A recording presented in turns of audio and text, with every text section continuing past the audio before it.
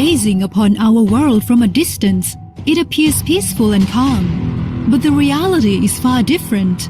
The repercussions of climate change are approaching us all, and we all contribute to this impact.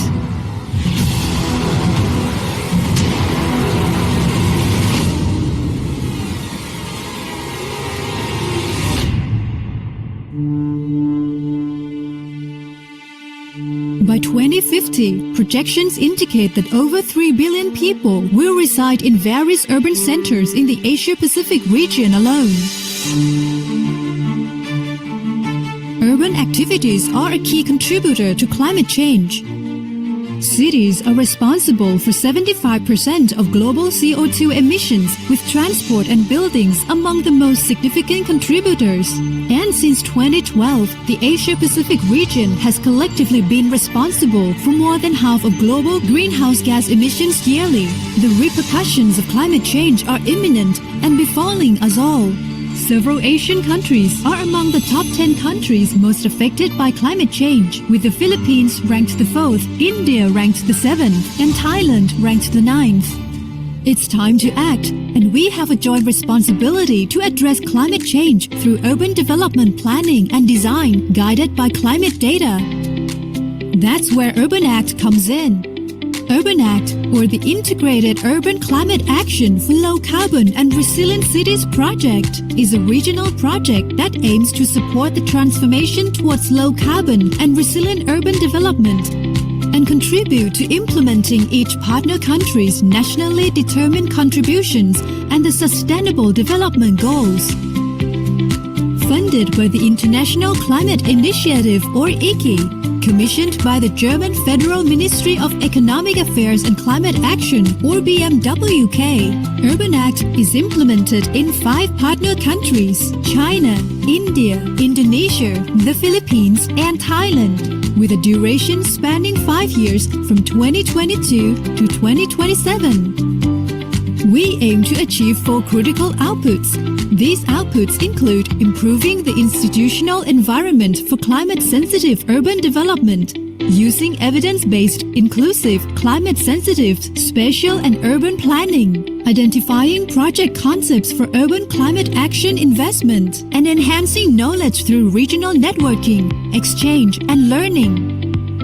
Our collaborative partnership comprises the Deutsche Gesellschaft für internationale Zusammenarbeit GmbH, or GIZ, as a project leader, and the international partners consisting of the United Nations Economic and Social Commission for Asia and the Pacific, or ESCAP, United Cities and Local Governments Asia Pacific, or UCLG ASPAC, the University of Stuttgart, and TU Dortmund University, and national partners in each of the project countries.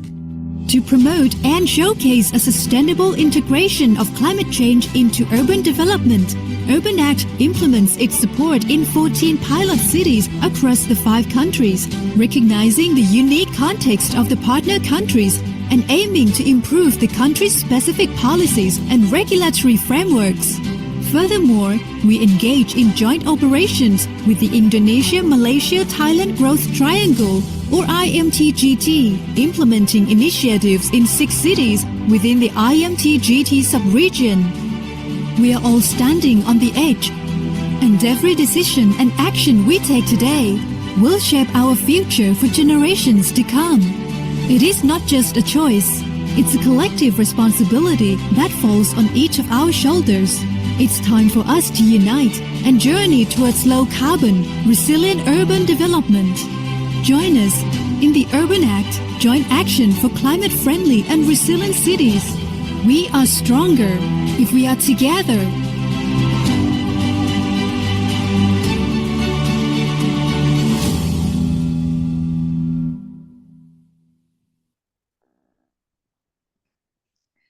Good afternoon, everyone. Right on time.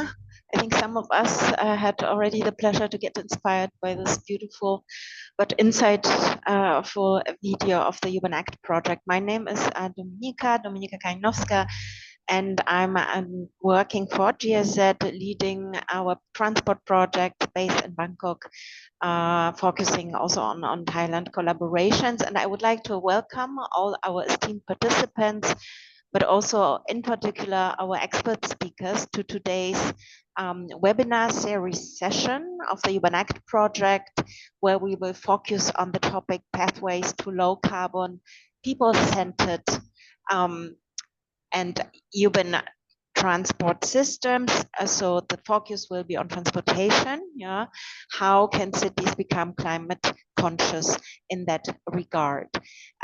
Before we deep dive into our topic, I would like to maybe set the scene just a little bit regarding the UBANACT webinar series.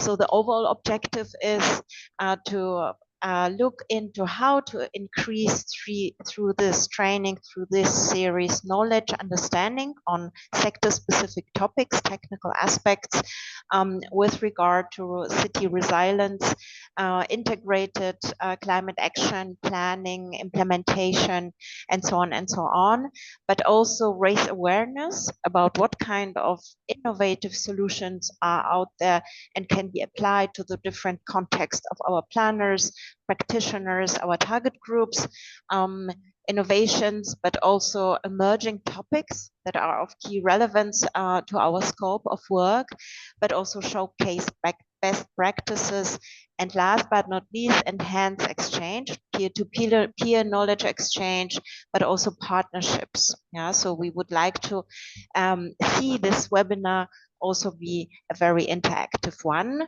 I will share a little bit more on that in our housekeeping later on. In today's session, the focus will be, as I mentioned earlier, on climate conscious cities from the transport sector's perspective. We've seen in the video globally, but also on the urban level, I think decision makers, implementers, communities, everyone is pretty much challenged by environmental climate, but also other aspects, growing urbanization, pressures on the roads, on the streets, how to solve those. I think this will be one of our focal topics for today's exchange, where we have invited expert speakers who are very experienced, knowledgeable on how to move towards low carbon city development, how to make our transport systems more future-proofed from the perspective of human-centered, being inclusive, but also being cutting-edge, innovative, and last but not least, also look into the achievement or the contribution to global but also urban national agenda setting in the regards of climate protection but also sustainable development. As mentioned earlier, our expert speakers, I would like to very briefly introduce whom we have on board for today's session. First of all, we will have an input presentation from Ms. Ponina Sang. She's Manager for Research and Membership Services at UITP, the International Association for Public Transport, Asia Pacific Center for Transport Excellence. Our second speaker is Mr. Bert Fabian. He is Senior Transport Specialist at the Asia Development Bank. And last but not least, to provide a little bit also hands-on perspective from the transport sector service provider itself, we have on board Vera Hang, from the Shenzhen Bus Group, which is a state-owned public transport operator for the Shenzhen cities. Before we move on and I hand over the mic to our speakers, starting with Ms. Ponina, I would like to just very briefly refer to our housekeeping. And as I mentioned earlier, we want these webinars to be very interactive. Therefore, I would like to invite already, please exchange within the group of participants by using our chat box, but also reserve some questions to our speakers that you can type in the Q&A function. Yeah. And last but not least, at the end, each of you can have also a certificate of participation to our workshop by filling out a survey how you liked the session. With this, and also with regard to time, I would like to hand over to our first speaker. Please make sure to keep a little bit the time management of 6 minutes, so that the two other speakers that we have in the session today also have enough time to share their experience and expertise with us and all of the participating guests. Thank you so much, and Mike, over to Ms. Pomina. Welcome. Thank you, Domenica, and thank you, everyone. Good afternoon to everyone.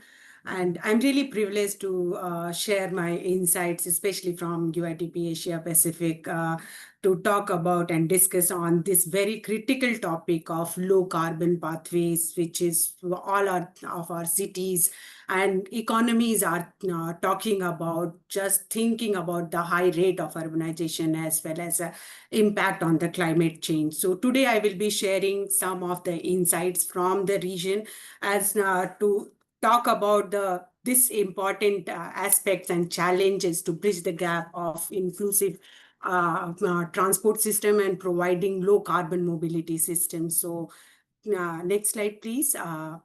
So as Dominic just mentioned, and as well as the video has also mentioned, that our cities are urbanizing very fast and Asia Pacific is not behind.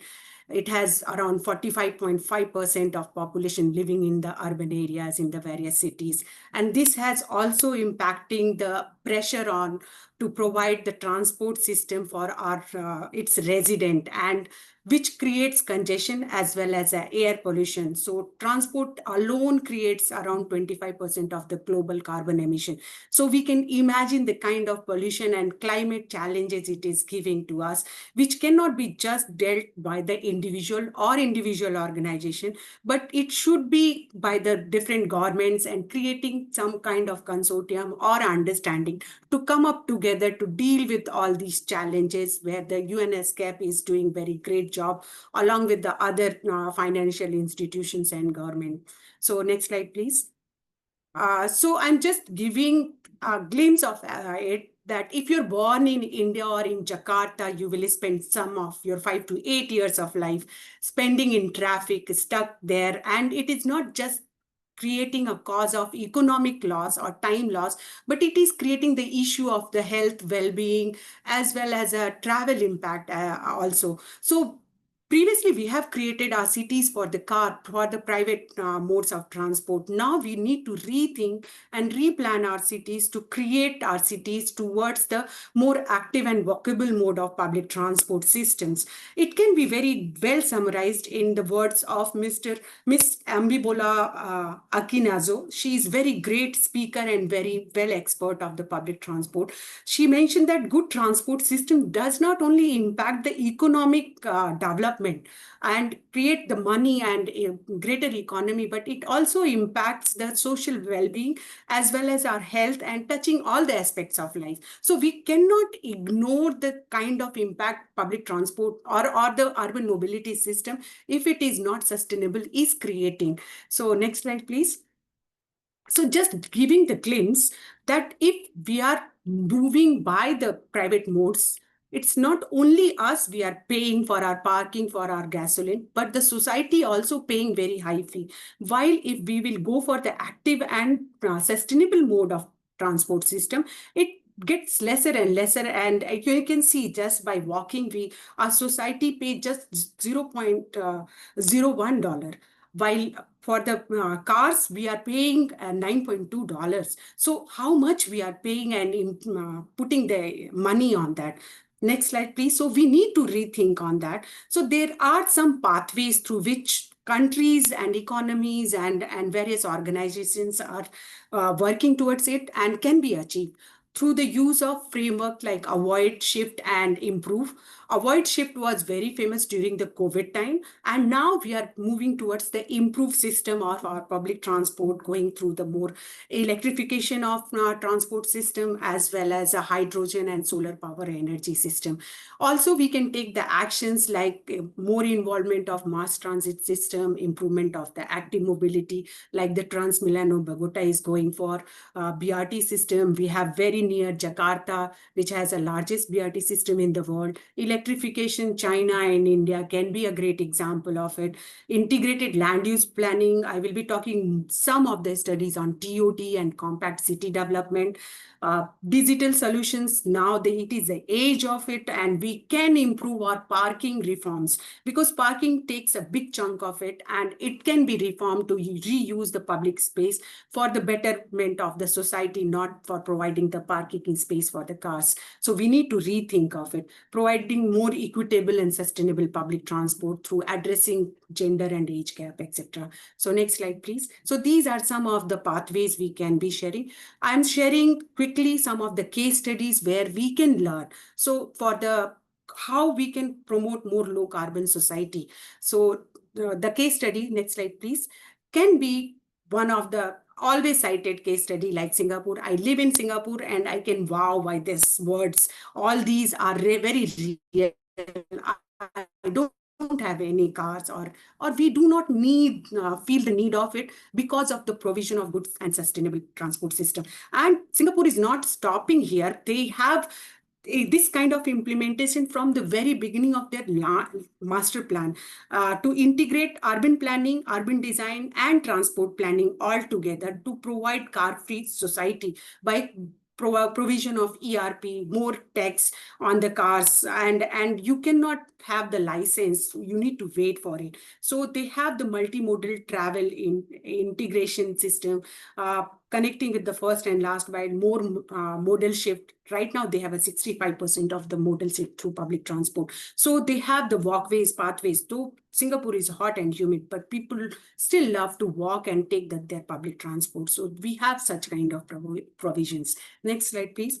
So if we will see their land transport master plan of 2040, they have a very good vision, and it doesn't look unachievable, because they have already started the implementation of buying electric buses. Right now they have 360 electric and hybrid buses, more infrastructure in terms of the charging infrastructure, a provision of providing it into their public housing, we call HDB, as well as even in the private condominiums to promote. Even if you're buying car, you can have electric cars instead of ICE cars. So they are banning the ICE cars.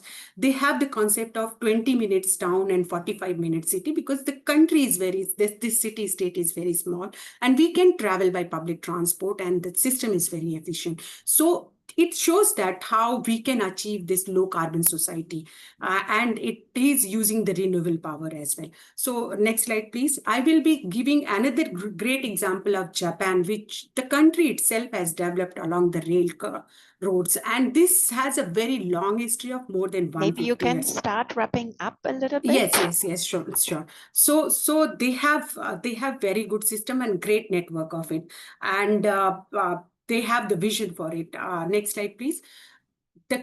We can see the example of just Tokyo itself. They have the great network, and it discourages the use of other modes, especially cars. If you want to still come up with the by car, no company is going to pay for your transport fee or gasoline. They have the 200 network of stations, so we can imagine this one. Next slide, please. How Tokyo is doing, and this is the example of Tokyo station where they have went for revitalization of the station area, which has a high-speed railway, and it has created 800 meter radius of walkable street without giving you a realization how much you are walking without use of any mode of transport. So they have the emphasis on the low carbon mode of walking, and still is keeping the image of city state with the Grand Palace. So next slide, please.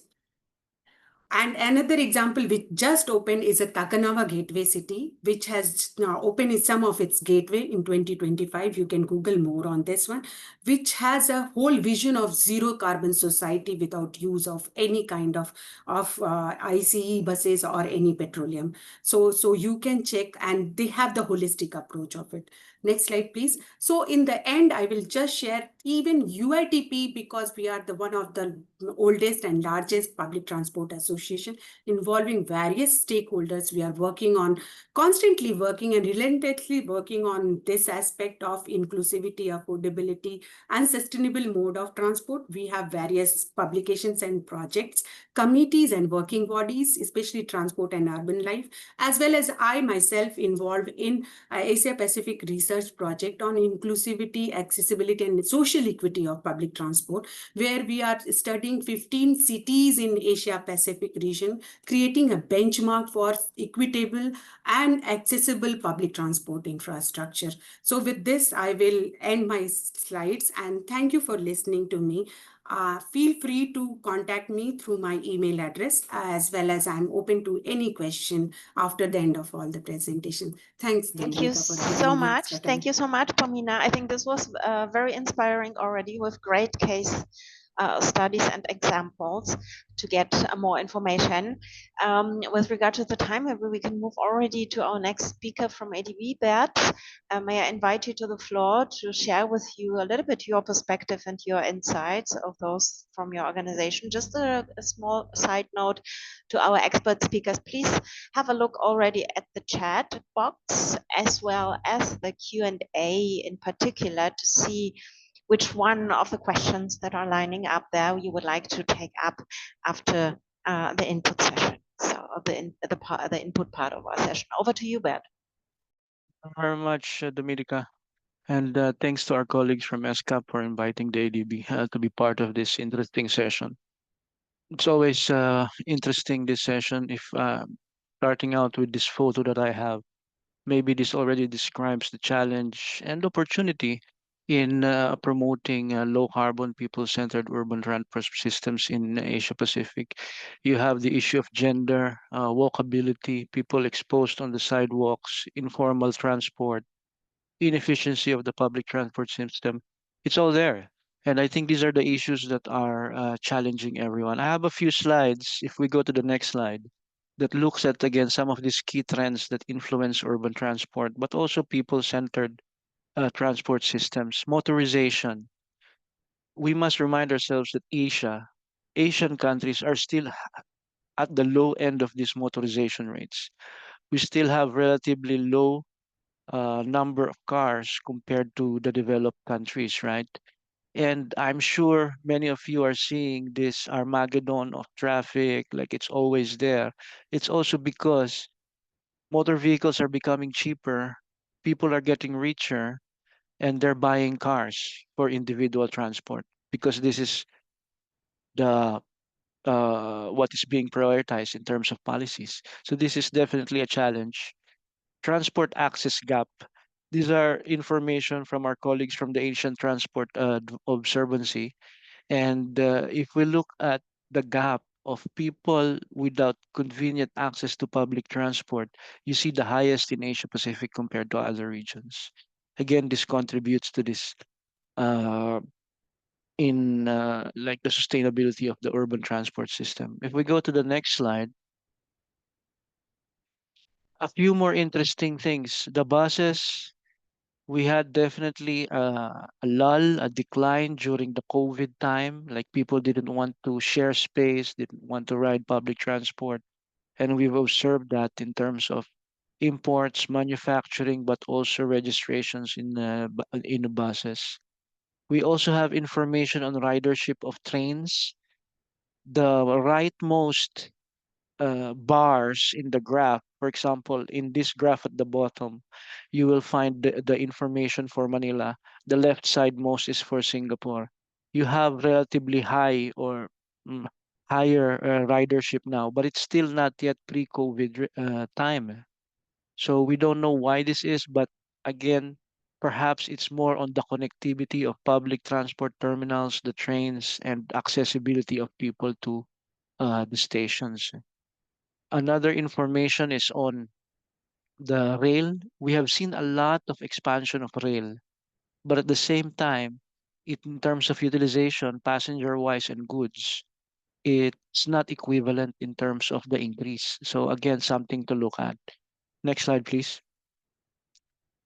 It's also important and it's good Purnima has already shown this, transport sector's CO2 emissions. If we look at it carefully, we can also equate this with air pollution emissions from transport.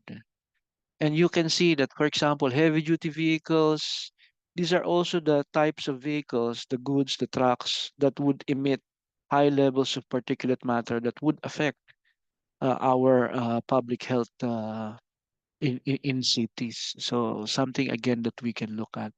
Next slide, please. So how does ADB help as well in supporting countries, cities in developing these low carbon, people-centered transport systems? ADB has supported capacity building, research, and knowledge sharing more on this topic. If we look at e-mobility, we have been organizing several of these webinars in cooperation with various groups.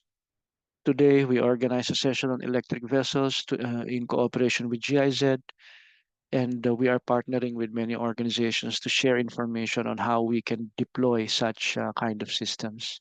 If next slide would have more information on the buyers projects of ADB on e-mobility. It's not only supporting private motorized travel. So ADB is looking at it also from the perspective of public transport first, the informal public transport systems, looking at integrating electric two and three wheelers as well, electric bicycles.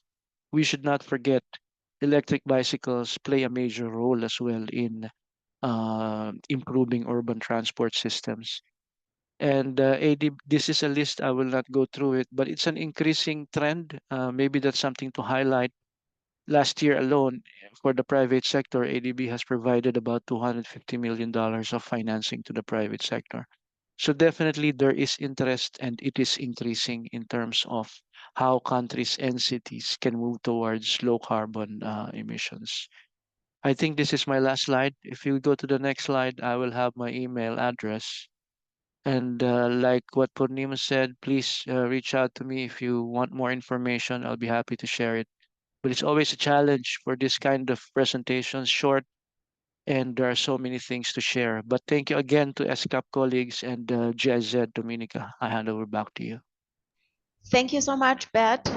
Very insightful and inspiring input again. So we learn financing, diversified financing, adequate financing, addressing different mobility options is key also to move us forward towards low carbon, inclusive, human-centered development. Very good. I think we will have more on this in our discussion, in our Q&A session. Thank you also for keeping the time. And with that, may I invite also now Vera, our expert representing the e-bus success story of the Shenzhen city, to share a little bit her perspective on the things, how also from the hands-on implementing perspective we could move forward on this relevant topic. Please, over to you, Vera. Okay, hello everyone. My name is Vera Huang from Shenzhen Bus Group. Today it's our honor to share about our experience as a case study of Shenzhen, of transitioning from traditional diesel operations to fully electric bus system. Next slide, please. First of all, we would like to give an overview of the Shenzhen conditions. First of all, about the Shenzhen urban public transport system. In Shenzhen, we in the year 2024, in total, we have over 900 bus routes, and we are running on over 3,000 kilometers. Except for buses, we also have 18 metro lines with several times of riderships. So in total daily ridership, we have 10.7 million riderships per day. And in terms of natural conditions, as we can see here, the temperature of Shenzhen ranges from Celsius 3 to 37 degrees in terms of 2024. So in this case, in Shenzhen, we don't have the extreme high temperature or extreme low temperature normally, so which is very quite beneficial for the operation of electric vehicles. But in terms of precipitation, as you may know, Shenzhen is located on the seaside, and we do have a lot of a lot of rainy days in every year. So for us, it's very important to consider about the moisture protection and the corrosion resistance for our electric vehicles. And in terms of the geography, Shenzhen is mostly mild mountainous terrain, which our electric buses have performed quite well, even on uphill routes. So based on our experience, our buses, the electric vehicles we just running in Shenzhen are operating just as well as the diesel buses. And on the left, and on the right-hand side, we would like to introduce about the timeline of Shenzhen's electrification. The electrification journey of Shenzhen started in 2009, when we started to deploy a batch of hybrid buses. And in 2011, we started deploying our pure electric buses. And after that, we have been scaling up the deployment of the pure electric buses. And by the year 2017, we have completed the 100 bus fleet electrification. And in 2018, we have also completed the 100% taxi fleet electrification, which we have completed the electrification of several thousands of taxis also.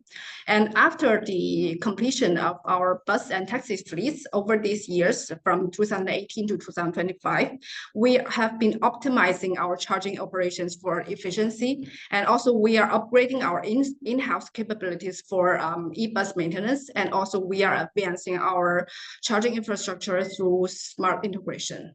Next, please. Next slide, please. Okay, for the next page, we would like to introduce about the NEV, which is New Energy Vehicles Policy, for the from the perspective of a public transport operator. First of all, we would like to introduce about the categories of the new energy vehicle policies in China. In China, we do have national and regional policies, and we have our policies are divided in these 6 different categories. First is the macro strategy, which is mostly the national-wide strategy for the direction of which kind of what kind of carbon targets we have and what kind of new energy directions we have. And the second type is the promotional and application, which is mostly the strategy or plans or initiative for the pilot plans in the large scales of city or within certain cities or within certain regions. And the third type is the operation supervision, which is very quite related to us as public transport operators, which we have standards and regulations about how should we operate. And the fourth type is the technology advancement, which there will be some awards or resources or incentives for to encourage the advancement of the vehicle technology or charging and etc. And also we have the financial support, including different types of subsidies and incentive or tax exemptions, etc. And also there are certain types of production management for battery production or battery recycling or the charging facility production. And the policies are most relevant to us as operators are the following 3 types. First is the purchase subsidies, which helps us to cover the upfront cost of bus vehicles purchase. And the second type is the charge infrastructure support, which helps us to coordinate our depot planning and operations. And the third type will be the performance-linked regulation, which is gradually deployed to us to introduce, to align our operations with the policy priorities. And on the right-hand side, this blank, this table here is an observation of us from the perspective of public transport operators about the policy focus of Shenzhen's new energy vehicle policies. The first phase will be driving the mass fleet electrification when there are huge amount of purchase subsidies for the replacement of vehicles. So as operators, we during that time we deploy large scale vehicle procurement with subsidy support. And the middle stage will be a raised technical and efficiency standards, which we started to adopt. As operator, we started to adopt the compliant models and data-led planning. And the third phase will be the current stage, which when the subsidies for vehicle purchase started to decline, and the focus started to optimize the service quality and efficiency. And on this stage, as operators, we will be focusing on scheduling and digital tools and user experience to improve them to meet all the standards. Next, please. Dear Vera, Okay. maybe you can also start wrapping up a little bit and see how some of your content can be also included in the Q&A session. Okay. For the next two page, we will have two case studies. First of all, is how we transform our team to from a traditional diesel maintenance to e-bus maintenance. At the beginning stage, we are meeting with challenges such as our existing workforce lacks our EV technical capacity, and also our traditional workflows are different from are no longer applicable to the EV maintenance. Our path was from fully outsourcing to the OEM authorized model of service, and by nowadays we are able to build up our independent in-house maintenance team. So we have been able to achieve in these three aspects. First is the capacity building. We are able to build up a very specialized team for maintaining e-bus, and the second one is battery management. Nowadays we are able to execute preventive module level maintenance within our company. And the third one is the most important thing is the standardization, which we have produced process manual and repair workflow for our EV buses. And we have also have decentralized specialized facilities workshops for our e-buses. Next. And the next case we really have to come to an end because otherwise we will have not much time for the Q&A session. So if you could summarize. Okay. For the next page is our how do the evolution of our charging infrastructure. And nowadays we are able to improve our charger availability, and also we are able to reduce the vehicle idle time, and also we are able to enhance the flexibility and the power system resilience. Next, please. And also, starting from last year, we are having a cooperation project with the GIZ. We are providing the consultation project for Padang and Medan in Indonesia under the Urban Act framework. Next. To wrap up, we are having three key points as our suggestions for our P operators. First is to build to start a strategic vehicle specification and customization at the stage of electrification to select the proper vehicle type.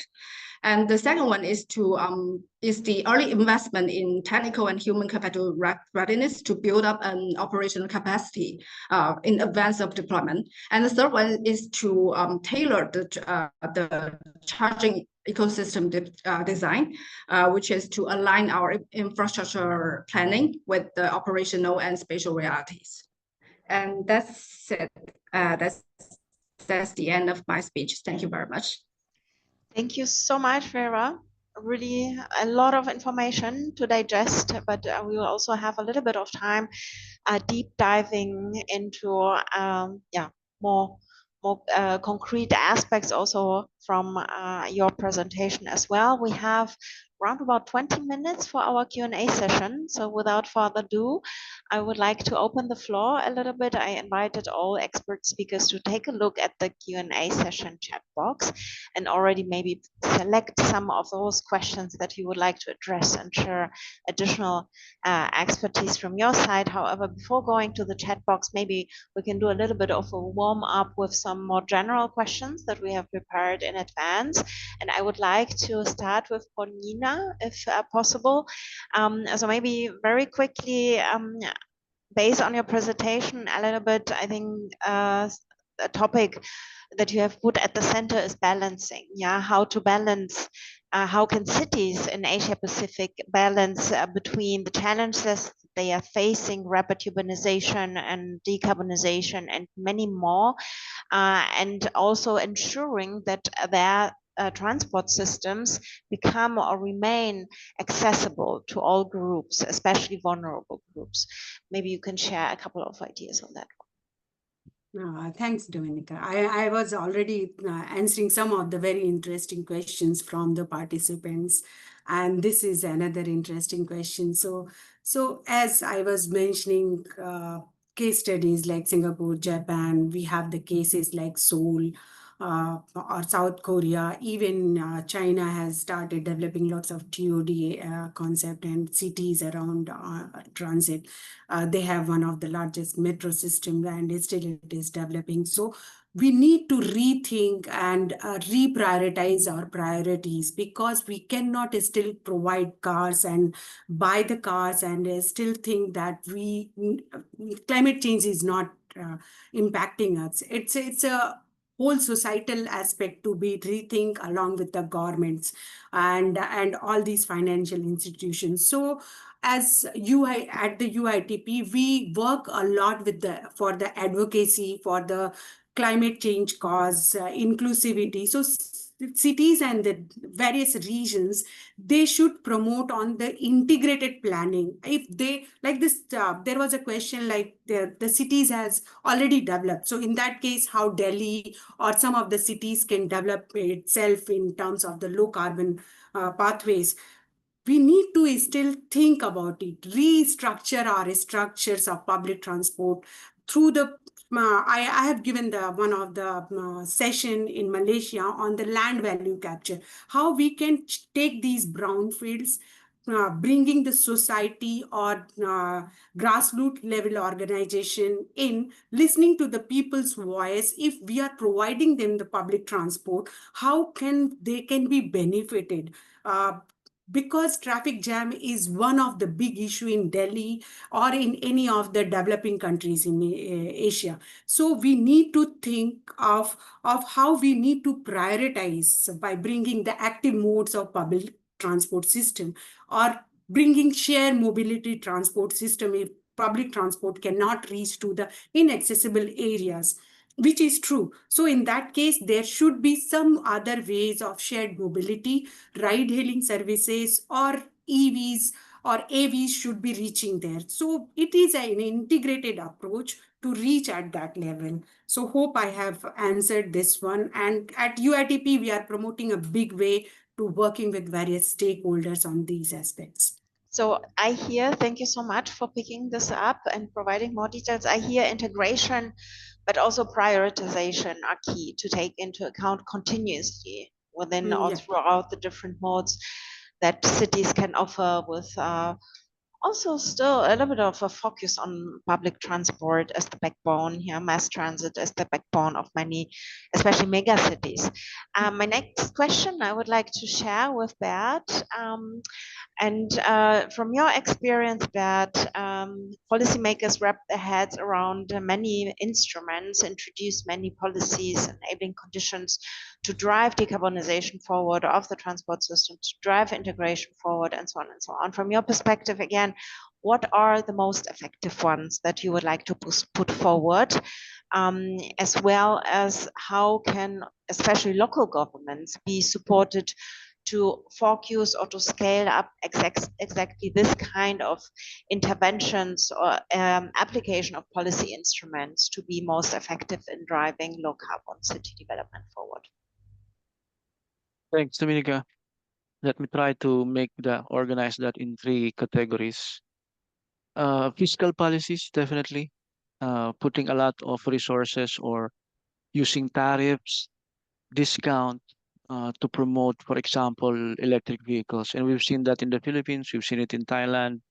Many of these countries have reduced to the lowest level tariffs for electric vehicles. As such, electric vehicles imported to their countries are quite cheap.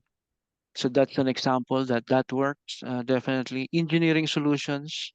Engineering means improvement of traffic flow, but also maybe I should say and focus more on providing access for people walking and cycling to access public transport and making sure that the facilities are sufficient and comfortable, safe, and secured.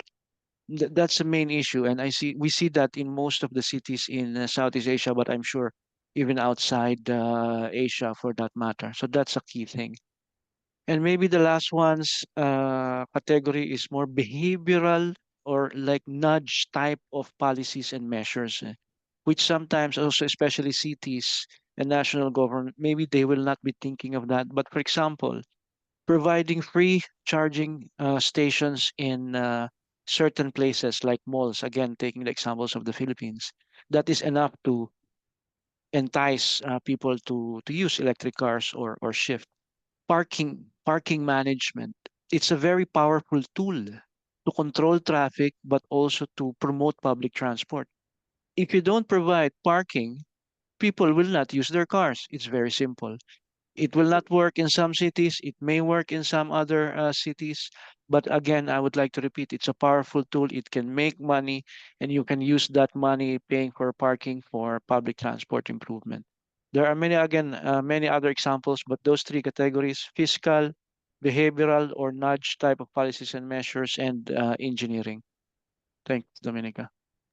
Yeah, thank you so much. And also probably it can help to support policymakers local level and so on to also have a better understanding on the impact of these policies, how to actually get them implemented from kind of designing, development, and then putting them actually into action. I think this can also probably help a lot to be more effective in what's going on this level of transport system and decarbonization and improvement. My next question I would like to share with Vera, if I may put you on the spot a little bit. And thank you again for your inputs. The question would be from the lessons learned of Shenzhen's electric mobility transition. Yeah, how can this success story but also be also applied to other low resource settings? Yeah, over to you. Yeah. Okay, based on our experience, first of all, it is always advised to start with the pilot project. In the pilot project, we can start it in small scales, and during the pilot time, it will allow us to examine which type of vehicle selection, the specific technical specification, what kind of specification is most suitable for the local, including climates and the road conditions, and also the different conditions of locally, so that we can save some money. And also we can within the pilot stage, we will be also able to deploy the proper charging facilities, to consider about the charging deployment for our electrification. And the second suggestion from us is that even in restricted even with restricted resources, it is also is always advised to consider about the charging infrastructure deployment during the planning of the electrification, because based on our experience, it's also it is also very important to find the proper places, including the land use, and also the grid power supply to our to the electric vehicles, which is often quite important during the planning. And also in the policy perspective, from a perspective of an operator, we can see that the policies can be evolving from time to time. So the policy can be different, can have different focus in different stages. For example, at the beginning stages, we might be able to, we might need to focus on the purchase, and gradually maybe the government can shift that focus from the purchase subsidy to the operational subsidies and focusing more on the quality of service, so that we don't have to provide a purchase subsidy for the vehicles from time for all over the time. Yeah, that's it. Thank you. Thank you so much. I think also very valuable advice. We still have 10 minutes to answer other questions. I saw we have still 7 open questions in our chat. And I invited at the beginning our expert speakers to please have a look at the Q&A box and see if there is any question that you would like to not only answer directly in the chat, but maybe pick up a little bit to for a discussion, or to put more detail to how you see, how you would like to react to or reply to this question. Is there any question that you would like to pick up? Maybe I can start with Romina, if you have one favorite one that you think I definitely need to share my view on this question, please come in. So Dominica, you will be asking the question or I will be replying, because I have replied, I think 3 or 4 of them. So if they can open their mic and then ask directly, I can be, or should I read out the questions, any question, and then just please feel free to select your question, read it out or summarize it very briefly, and then continue with your answer, your input. Okay, I was just answering a question. I forgot the name of the person who has asked, like whether UITP is involved in any kind of work related to e-mobility, scooters, active mobility systems. So yes, UITP is highly involved in promotion of the active mobility system. We have various projects on it. I have completed one of the project on governance of on-demand mobility services, which was a study on understanding the policy framework for the 10 countries of how the governments are changing to promote these active mobility system and shared mobility system, and what are the barriers and challenges they have been facing. Along with this, we have a various European projects. We have a EBRT project, which is still going on, as well as we have a committee specifically focusing on shared mobility vehicle committee, as well as an on-demand mobility committee, which is specifically for the active mobility, e-scooters, ride sharing, involving various authorities, operators, solutions and service providers, etc. So because we are very old organization and we are member-based organization of having the members of more than 1900 members are spreading all around the 100 countries. So we are highly involved in promoting all kinds of sustainable modes of transport system. Yes. Thank you so much. In a very similar manner, may I also invite Bert to select a question from the chat and provide us, elaborate a little bit, share your knowledge on this one with the round. Thank again, Dominica, and the participants. Very interesting questions. Maybe 2 things on the technology of electric vehicles or electric mobility in general. I see there are still many questions on this. It's maybe it's no longer an emerging area. It's definitely developed now. Private companies have really developed the system. There will still be issues, especially for new companies. But I think at this time, in terms of the electric motor and the battery development, it's relatively stable. And with all the new developments coming up, it will probably be mainstream, really mainstream over the next 5 years. Charging facilities definitely still needs to be worked on, including the integration of renewable energy into the electricity grid. This is something that most of the countries will still need to work on.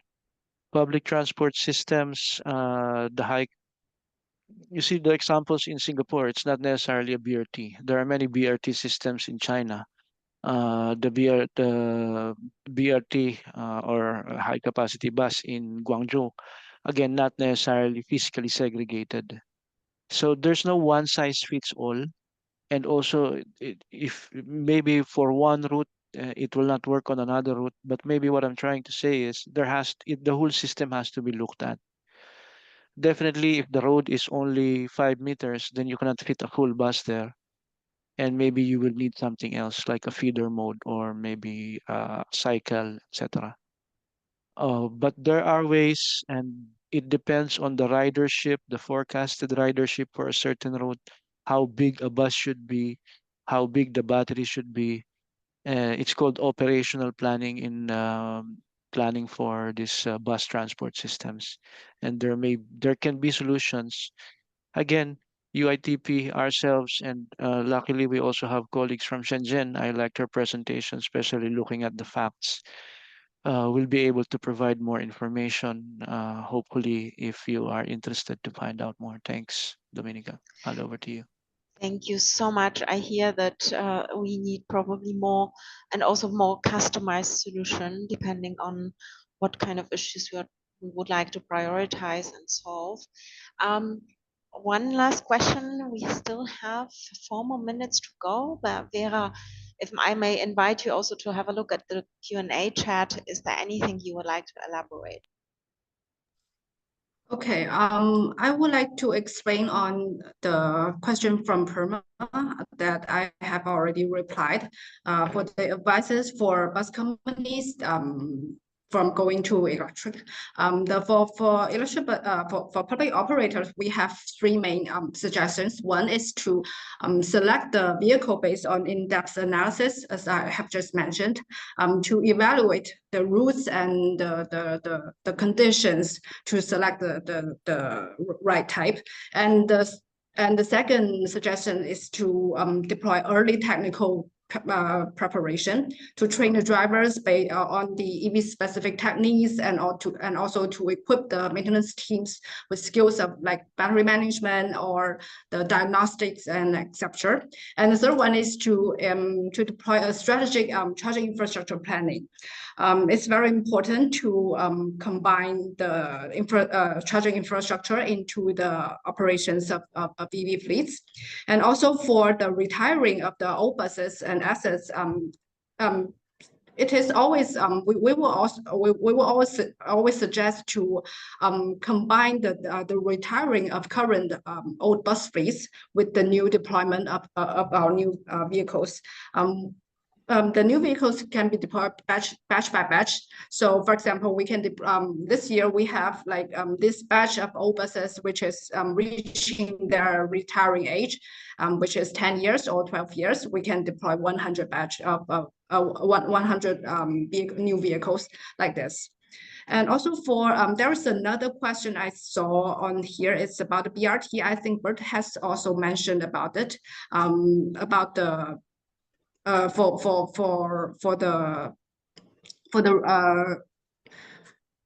how can we offer that to incorporate BRT into the complexities which do not have the luxury of providing extra lanes? I think Bert has just mentioned it's a very good idea to restrict the parking in the city, and also it is also there's another idea is to restrict the private the use of private vehicles, and also to restrict the vehicle type on the road, for example, for certain days or for the certain hours, which we can see in different Chinese cities. These are some experience we have seen. Thank you. Thank you so much. Yes. I think we still have time for one more question. Is there anything from the speaker point of view that you would like to add on, to emphasize? Maybe I just generally open up a little bit around any topic that you would like to provide more details on or that you would like to mention? If not, then I can maybe start wrapping up slowly with a couple of closing remarks, starting with my appreciation and thanking foremost our speakers, our expert speakers, for the excellent inputs, the very insightful information and knowledge experience that has been shared here in today's webinar session, UNACT webinar session with all of the participants. Thank you also to all the very interactive participants sharing their questions, but also engaging and exchanging within each others in our chat box. So this is exactly what we're trying to achieve with the UNACT seminar sessions, not only provide inputs, food for thought, and share expert knowledge, but also further enhance the communication and engagement and peer-to-peer exchange within our participating community. I would like to also inform you that all of the materials that have been shared, presented during this session will be made available to you. And of course, we are very happy if you can provide a little bit of a feedback to this webinar by scanning the QR code. And I understand that the last question of the survey, if you answer that one, you will be also eligible to obtain a certificate of attendance to our session. We are very good in time. If there are no further questions, no final remarks, I would like to again thank you everyone for your contributions and for coming together and really having this very interactive exchange in today's UNACT session, and looking very much forward to the next session. Maybe I can provide already a very short sneak preview, or at least mention the topic and when it will happen, so we can see already on the screen. The next webinar session will be focusing on informal settlements and how those drive the transition of climate resilient cities.